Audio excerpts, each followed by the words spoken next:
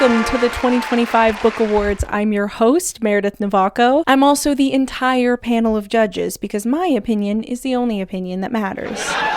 I'm not going to do a laugh track the whole video, don't worry. I also am going to be doing a video where I break down every book I read this year, but I thought this would be more fun to do first. I want to start making this a yearly tradition and give out my awards for what I thought of the different books that I read. I'm also going to be giving out some awards to videos that I made because I thought it would be fun to give you guys a little bit of the behind the scenes into how I feel about some of the content that I made this year. So some of the categories are for the books that I read, some of the categories are for the videos that I made, and as I've already mentioned, these are my opinion and my opinion only. I don't have any actual trophies to give out, but that's something that I can add next year if you guys think that would be fun. And only because I know you guys are gonna ask. I did link the dress, but I actually don't recommend it. I got it on sale. I don't think it's worth the full price, but I do think it's worth it if you can find it on sale. But without further ado, I know what you're all here for.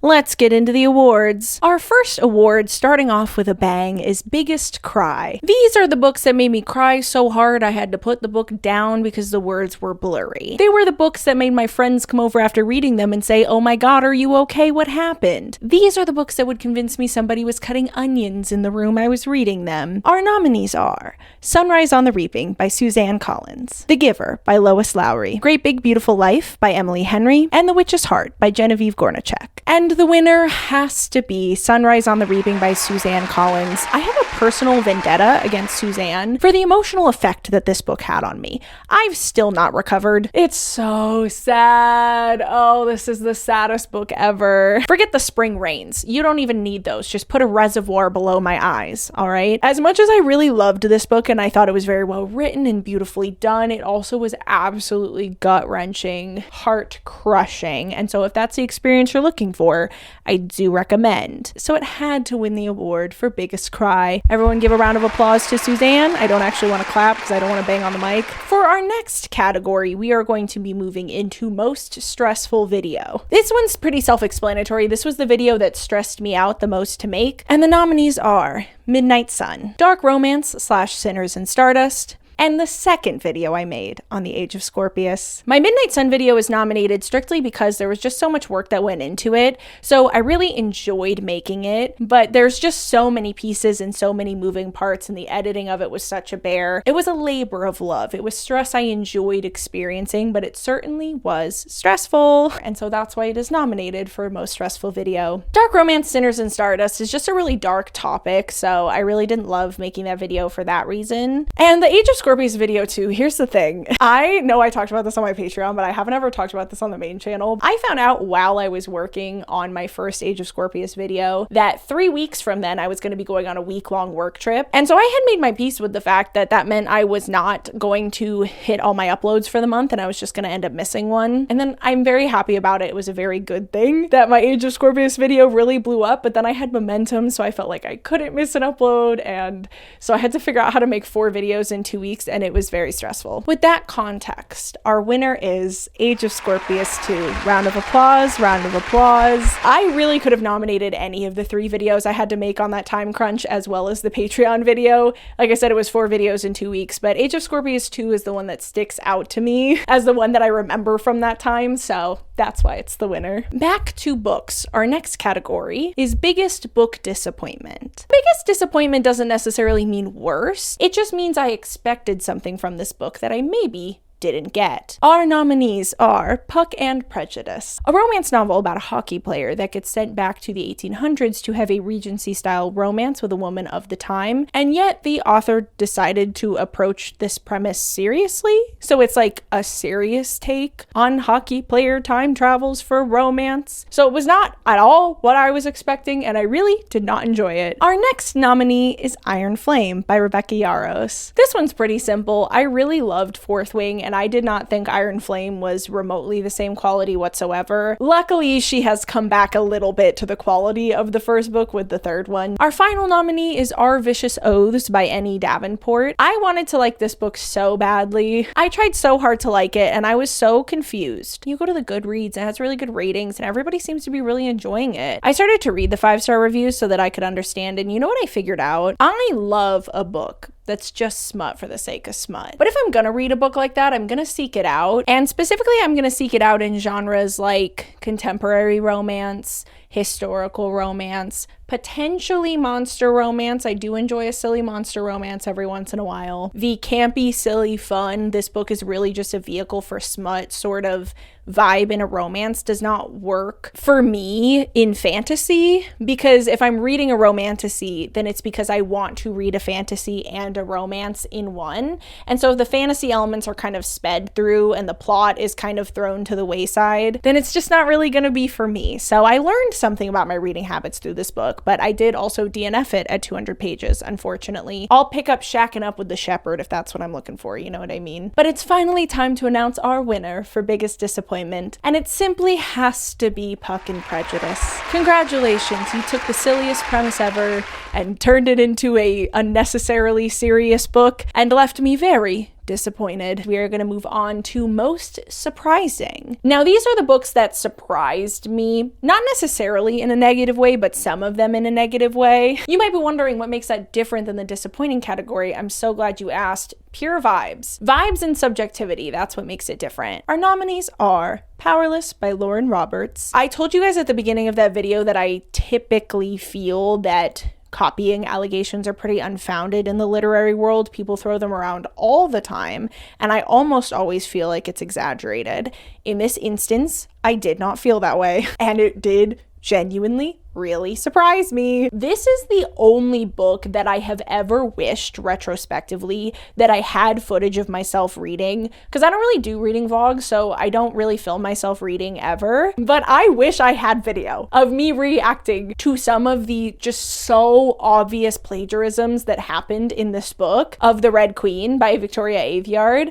Oh my god, I don't even know how to begin. The gasps that I was gasping, you guys have no idea. When I got to the part with the dance lessons, if you know, you know, I out loud said to my empty house, no, she didn't. It was involuntary. I just was like, no, she didn't. No, surely no. The audacity that I was experiencing, I just wasn't expecting it. It was very surprising. Our next nominee is My Year of Rest and Relaxation. This one I put on the list because this book was the darling of BookTube a few years ago, and I just didn't like it. And it surprised me, genuinely. I love me a weird book. I love a weird book about a crazy woman. It's right up my alley. But I don't get it. And I have so many comments under that video saying, you just don't get it, you idiot. And you guys are right. I don't get it. I don't understand why people like this book. But that's okay. We don't all have to agree. That's what's fun in life, right? The next book is going to be quite the curveball. It's What You Are Looking For Is in the Library. I read this as a part of my Japan vlog. I did a video where I read Japanese authors in Japan. If you had told me that this book was a Japanese author's satirical commentary on fat phobia in Japan, I would have believed you. I would have believed that this book was satire, because the premise of it is so wholesome. It's a series of short stories about people who are lost in life, and they go to the library looking for something specific, where the librarian recommends them a few titles related to the things they asked about, but always recommends each character a bit of a curveball book that they weren't expecting. And the characters end up reading said curveball book, learning some kind of life lesson from it. It's very wholesome, it's very sweet, it's very nice, except the librarian is overweight, and every single character in every single short story just makes fun of her so hard when they meet her for the first time. Some quotes that I just remember off the dome, having not even gone back to check the ones I highlighted, were that they called her the Stay Puffed Marshmallow Man from Ghostbusters. They said she was rolling through the library. You guys, it was crazy. That's where I'm saying it felt like satire. It felt like a farce. It was just so wholesome and so supportive, and every story was so sweet. And they're all getting help from this librarian, but then every time a character meets the librarian, they're just like, oh my god. And I literally, like, I could not process this book. My brain could not conceptualize it,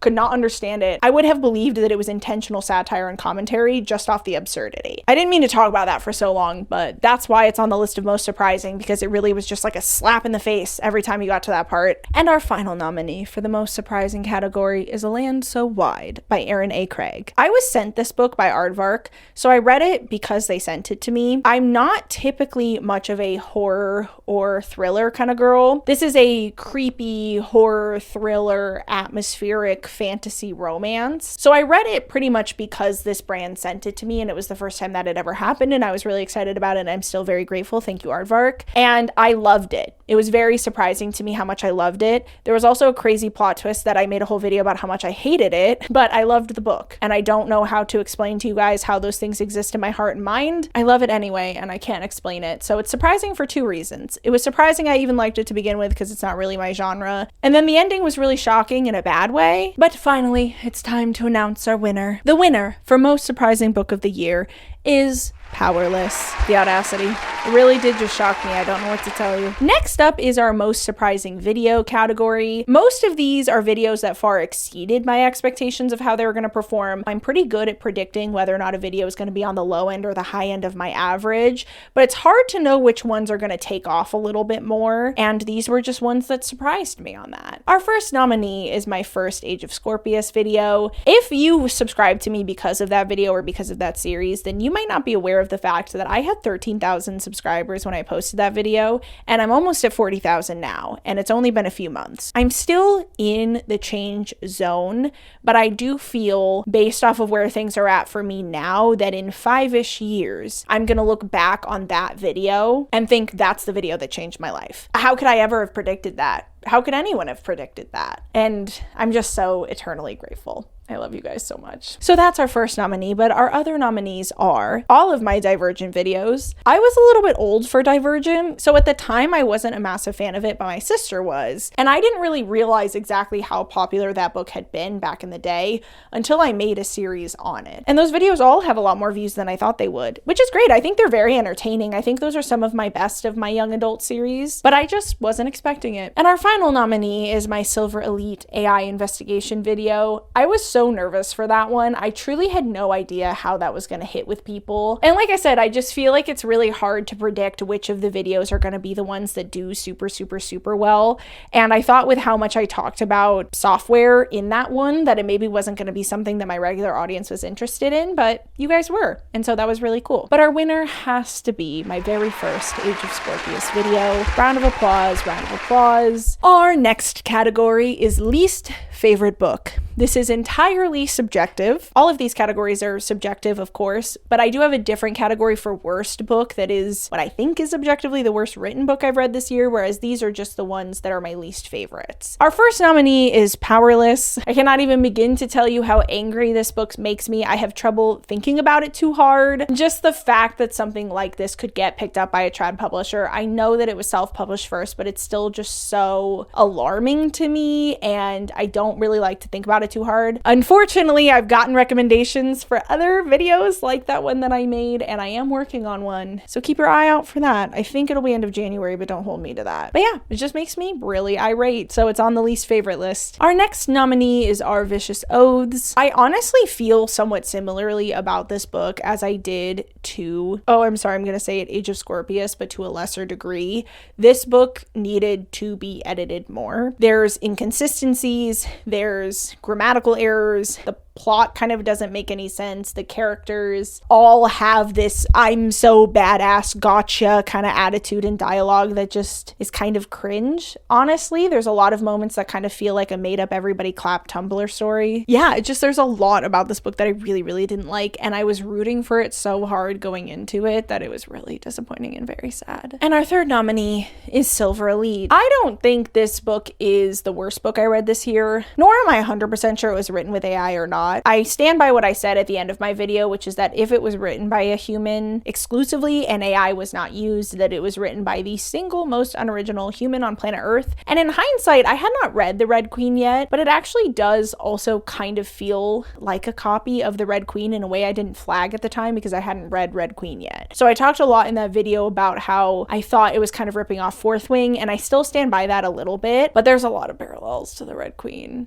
And that's so sad because I already feel that way about Powerless. Poor Victoria Aveyard. I really do feel for her. But our winner for my least favorite book this year is Our Vicious Oaths, because, as I've already mentioned, this is a very subjective category, and at the very least, both Powerless and Silver Elite are tied to videos that I'm very proud of, that did very well for the channel, and so there is a positive association with them because of that a little bit. I also really enjoyed making both of those videos, so there's a positive association with reading the book because I had fun making the video, even if the reason I was having fun was not because I thought it was a well-written book. But Our Vicious Oaths doesn't have really any positive associations for me because I didn't make content out of it. I just didn't really like it. I don't think it's the worst written book I read this year though, but I don't think it's very good. Our next category is favorite book. This is again our purely subjective category. These are the books that hold a special place in my heart from this year for whatever reason. The nominees are The Songbird and the Heart of Stone by Carissa Broadbent.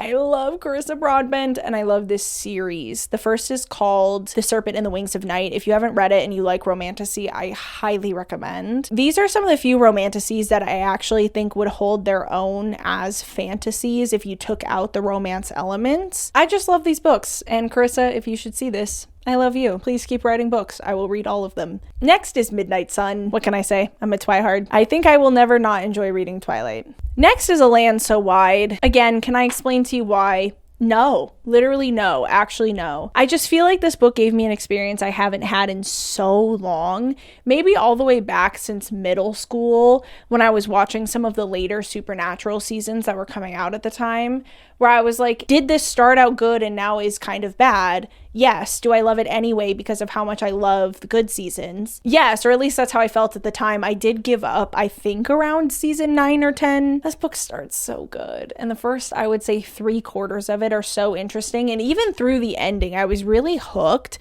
And I was on the edge of my seat. I just also was kind of like, what? But what can I say? I loved it. So it's on the favorite list. The next nominee is Great Big Beautiful Life by Emily Henry. You guys are wrong about this book. You're wrong about it. How many times do I have to tell you guys that Emily Henry does not write romance? Every time I say that, I have people arguing with me in my comments, and then I go to her Goodreads ratings and everybody's giving this book bad ratings because they're like, why is the man not in it? Why does the romance have nothing to do with the story? I think some of her books are classified in the wrong genre. Some of them are romances. I will give you guys that. People We Meet on Vacation, Happy Place? What's that other one called? Now my bookshelves are covered. Hang on. Funny Story. Those are all romances. Beach Read, Book Lovers, and Great Big Beautiful Life are almost kind of in a series. Those are the phases of grief. Beach Read is the first phase of grief. Book Lovers is the second phase of grief. And Great Big Beautiful Life is the third. And none of those are romances, and they should not be considered romances. I sobbed so hard reading this book. And I just think if you go into this and don't expect it to be a romance, you're gonna have a better experience than if you go into it and expect it to be a romance. And our winner for favorite book 2025 is The Songbird and the Heart of Stone. I did read the fourth book in the series as well. This is the third book, but I liked this one better, so that's the one that wins. Next up, we have favorite video. These are the videos that hold a very special place in my heart for very wildly different reasons. Our first nominee is a video I've talked about quite a bit already, and that's my Midnight Sun video.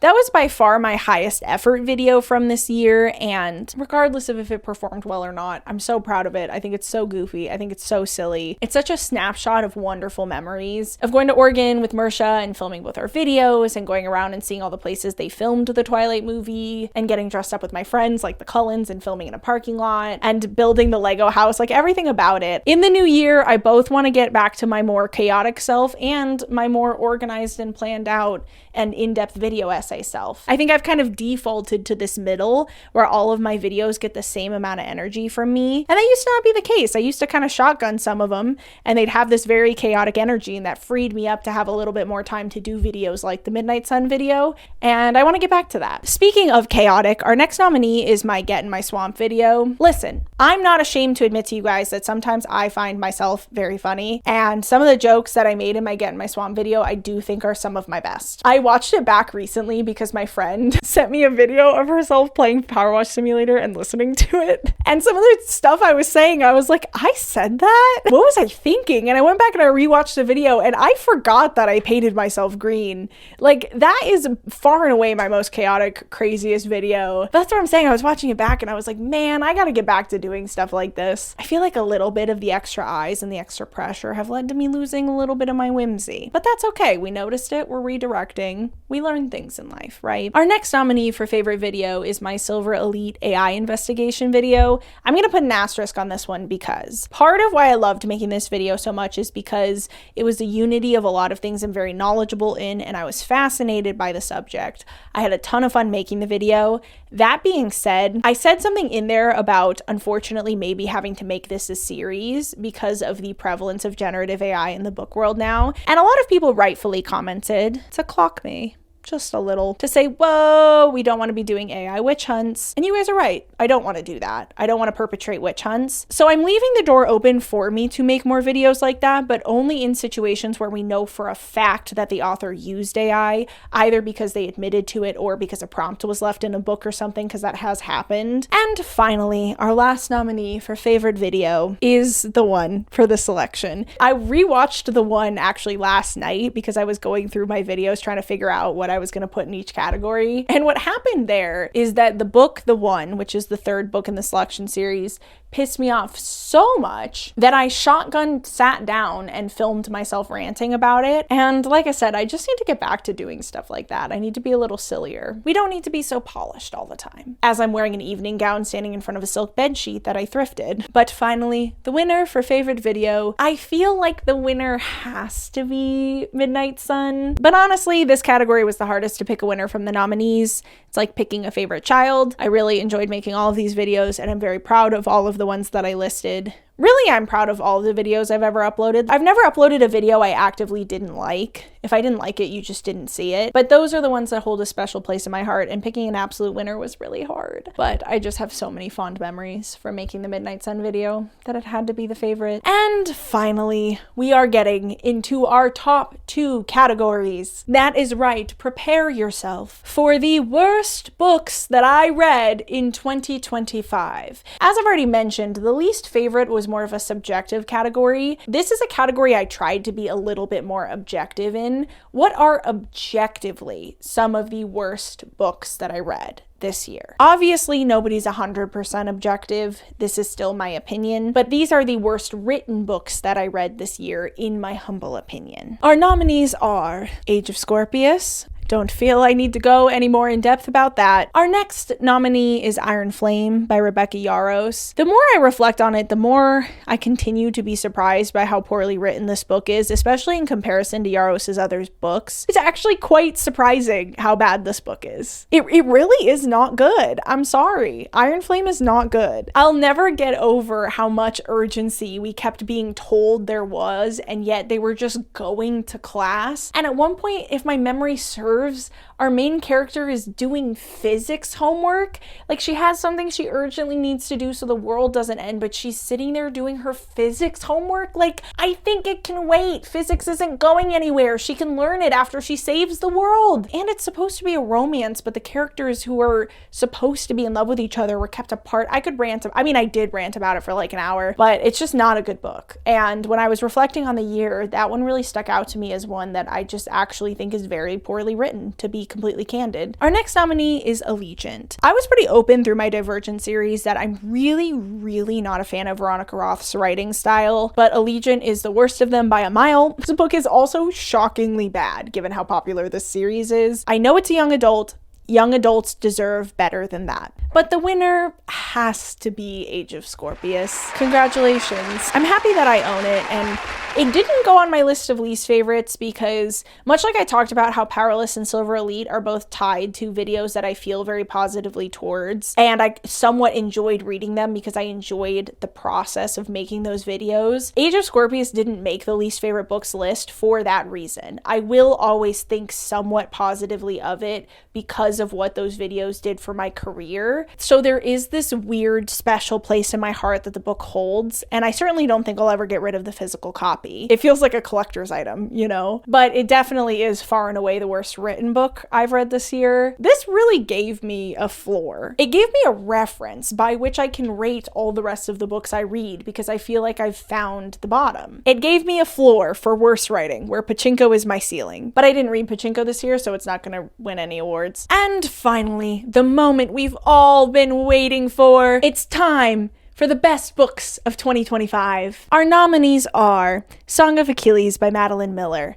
Curveball, I know. I've never talked about this on the main channel, but this was one of the Patreon books. It was really good. I got the hype. You might be wondering why it didn't make the biggest cry list. I would say it's because I knew how it ended, but I knew how Sunrise on the Reaping ended, and that made it sadder for me. So I'm not really sure why Song of Achilles didn't have the same effect on me, but I honestly didn't cry that much at the end. It was very sad, but it didn't actually evoke tears, if that makes sense. But very well written, very good book. I was on the edge of my seat the whole time. I was hooked. Very good recommendation from the Patreon. I loved it. Our next nominee for Best Book is The Witch's Heart by Genevieve Gornichek. This was also a Patreon recommendation, and these were back to back, so they were really, really killing it at the time. Honestly, we've had yet to have a bad recommendation, but The Witch's Heart is a Norse mythology retelling, where Song of Achilles is a Greek mythology retelling, and it was so good. It was one of those books that reminds me of where that ceiling is, you know? I highly recommend it. Our next nominee is The Remains of the Day. I read this for my Japan vlog and I loved it.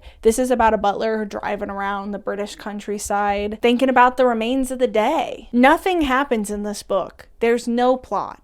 Don't read it if you're somebody that needs plot.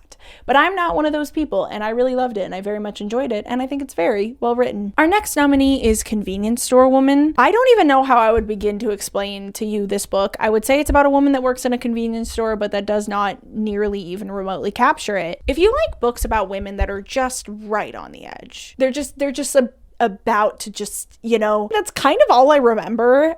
I remember that I really liked it, and I remember that it was very short, and I remember it was very well written, and I remember that the main character is kind of insane. And you know what? That's all I need. And our final nominee for a best book is The Giver by Lois Lowry. I joked that Pachinko was my ceiling, but Giver's tied. The Giver really did remind me of how well written books really can be and what is capable and possible out there. It was so inspiring and so beautiful and so wonderful. I just think it's such a triumph. And that is why, folks, our winner for Best Book of 2025, even though it was a book that was written like 20 years ago, I read it this year, and it's The Giver by Lois Lowry. Congratulations, Lois. I'm sure this award means more to you than any of the other awards that The Giver has won. I'm happy to send you a certificate. All jokes aside, I said at the end of my Giver video that book's demographic are adolescents that are in a very scary transition time period, and I genuinely am so happy that they have a book like The Giver to guide them through such a difficult time. And that is going to be the end of our 2025 book awards. Like I said, I want to make this an annual tradition. Comment down below, what was your worst book of the year? What was your best book of the year? What was your favorite if it's different from best book of the year? This year was just such a good year. It was such a good reading year. It was such a good year for the channel. I am going into the new year feeling incredibly blessed and very supported, and I just can't thank you guys enough for watching my silly little videos, and I'm looking forward to another great year. As I mentioned already at the beginning, I'm going to be doing an in-depth video of every book that I read this year. I imagine that video is going to be very long because I'm not going to limit myself about what I say about each book. So if you're looking for more information about any of the books that I talked about, that will definitely be there, as well as all the books that I didn't talk about. I hope you guys have a wonderful week, and I will see you in the new year. Bye!